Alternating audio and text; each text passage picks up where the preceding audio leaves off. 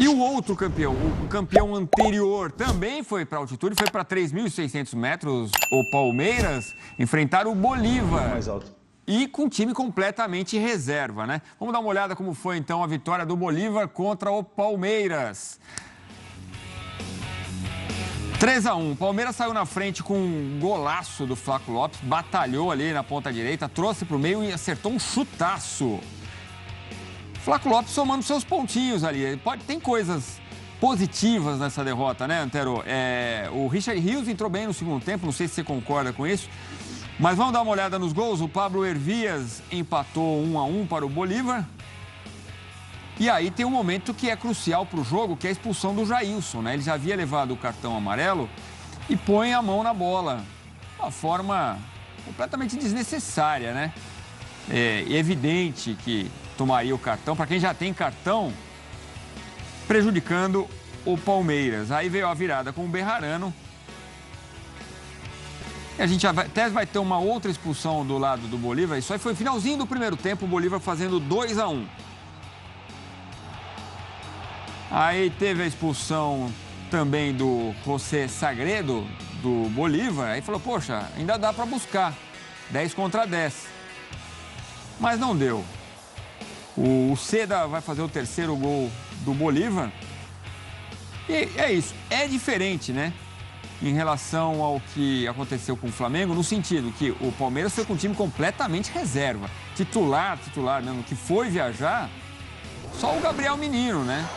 Que acabou entrando durante o jogo. Poupou os titulares para a final do Paulistão no domingo, né? Porque perdeu para o Água Santa o primeiro jogo.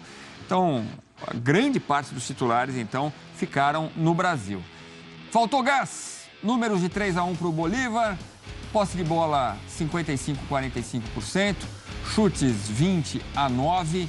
No alvo, a gente tem ali 3 do lado do Palmeiras. São 8, né? Chutes no alvo do Bolívar. 3 grandes chances contra uma do Palmeiras. Ações na área rival 25-12. Aproveitamento nos passes 83,6 contra 79,7. Vamos ouvir o Abel, daqui a pouquinho o Antero dá opinião sobre esse jogo. O Abel se queixou da altitude, que não tinha o que fazer, mas também do árbitro da partida. Vamos ouvir o técnico do Palmeiras. Entramos muito bem no jogo, tínhamos uma estratégia traçada para o jogo, muito bem. Fizemos o primeiro golo, podemos ter feito o segundo, mesmo depois de ter sofrido, podíamos ter feito outro golo. Nós tivemos muitas oportunidades na primeira parte. E depois houve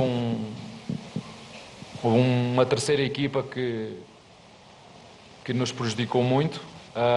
É verdade que cometemos erros que temos que corrigir, mas assim é muito difícil nós conseguirmos correr atrás de um adversário que está habituado a jogar aqui. Um jogo com muitos acontecimentos aleatórios e que nós não controlamos, como disse, uma expulsão procedida de um amarelo que, na minha opinião, não é.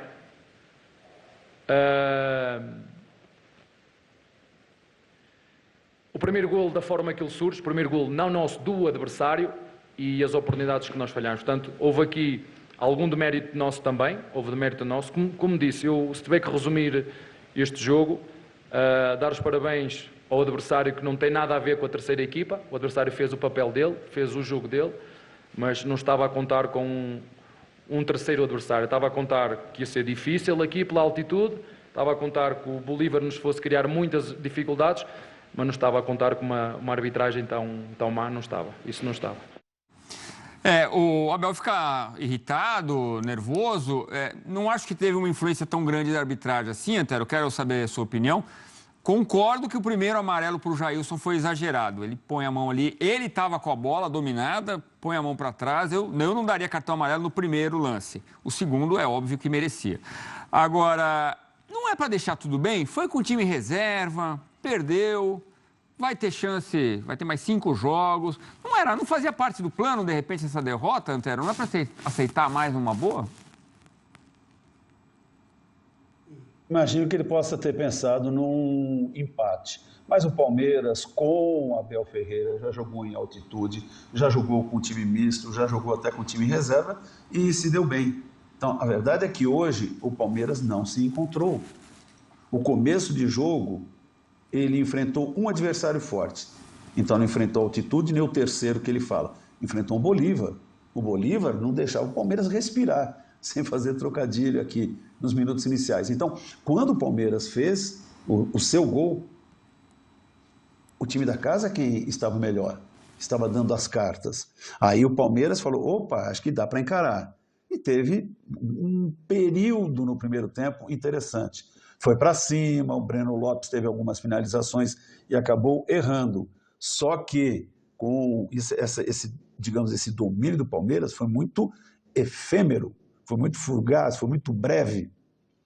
O Bolívar se reencontrou, fez os 2 gols e no segundo tempo só não fez, além do terceiro, outros gols, porque o Lomba jogou demais. Ou como se diria no meu bairro, Edu, ele catou muito, porque o Palmeiras foi totalmente desmontado. Dá para entender, a Altitude é um time que não tem conjunto, individualmente há bons jogadores, muitos jovens foram aproveitados hoje, pelas minhas contas aqui, de produtos da casa, né? Pratos da casa, desculpe, acho que eram 6 ou 7. É que eu não tinha colocado o menino, porque já há algum tempo titular da equipe, então 7. Né? O Arthur, uma estreia muito discreta, o Rios foi bem, o Richard Rios foi bem, provocou uma expulsão. Eu queria chegar nisso. Concordo com você, Edu, que o primeiro amarelo para o Jailson era discutível. Eu discutiria o segundo amarelo no lance do Richard. Mas espera aí, foi jogada temerária, entrou por baixo e tal. O juiz acabou sendo também rigoroso. Teve lance semelhante para os dois lados em que ele ignorou. Não chegou a dar amarelo e deu no meio de campo. E não achei que foi uma arbitragem que, nossa, prejudicou o Palmeiras, que difícil, o cara inverteu faltas, deixou seguir. Não, nada disso. É mais simples admitir que o Palmeiras não jogou bem. E tem um time reserva que é preocupante. Você fala, um time reserva, como eu disse assim, vários jogadores individualmente podem dar a sua contribuição quando entrarem como alternativa durante os jogos. Mas o time reserva, que provavelmente costuma treinar quando há tempo, né, para treinar, deveria ter um pouco mais de qualidade e não mostrou.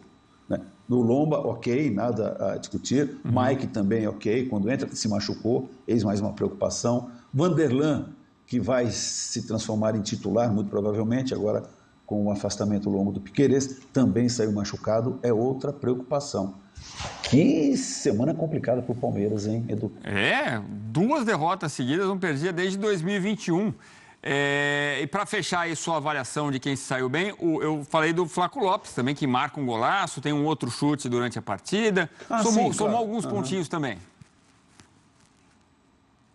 Somou sim, claro. Eu acabei até ficando mais na crítica generalizada da equipe. Sim, o Flaco. O Flaco Lopes, nota-se que é aquele jogador que precisa realmente de tempo, precisa ambientar-se, jogar. Você fala, mas está há mais de um ano. Mas é que ele não joga com frequência como titular. Eu imagino o seguinte, estou lembrando aqui, por exemplo, do Veiga, que teve uma temporada no Paraná. Acho que o Flaco Lopes, se tivesse uma temporada num clube com menos pressão, embora também exposição menor do que o Palmeiras, poderia dar uma crescida muito significativa e voltar ao próprio Palmeiras como um jogador não só para o elenco, mas para brigar como titular. Mas nessa condição que ele vive no Palmeiras hoje, nessa rotina, eu acho que vai ter de se contentar com isso. Alguma partida em que o time reserva entra em campo, ou alguma vez que o Abel decida colocá-lo no jogo do time principal durante uma partida mais complicada.